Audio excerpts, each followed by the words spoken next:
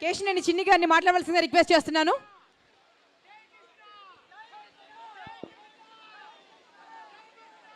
జై కృష్ణ. జై కృష్ణనా జై కృష్ణనా అందరికీ నమస్కారం.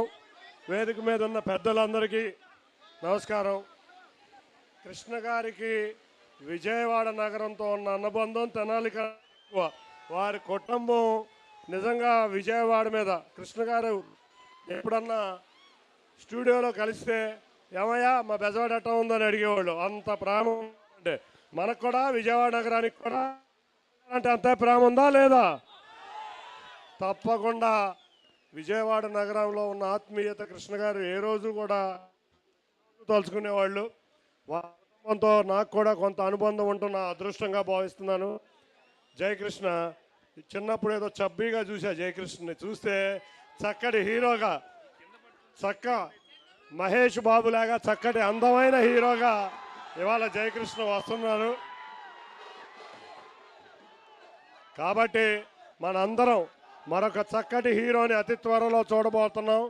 వారిని లాంచ్ చేస్తున్న అశ్విని దత్ గారు ఎంతోమంది ప్రముఖ హీరోల్ని లాంచ్ చేసి మళ్ళీ మన విజయవాడ నగరానికి చెందిన వ్యక్తే.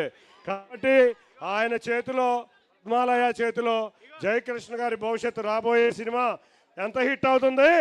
Super hit. సూపర్ హిట్ అవ్వాలని కోరుకుంటూ కృష్ణ గారి విగ్రహం ఆ రోజు ఇక్కడే షూటింగ్ జరిగింది. ఈనాడు సినిమాలో స్టిల్తో విగ్రహాన్ని తయారు చేశారు.